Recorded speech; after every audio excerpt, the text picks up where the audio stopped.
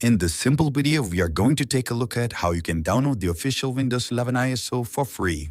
So let's get started. Go to Chrome browser or any of your favorite browser. Now search Microsoft and enter. Go to the first website. Now click on the search button and type Windows 11. And click on Download Windows 11 option. Once you are here, go to the Download Windows 11 to Scheme section and click on the Select Download.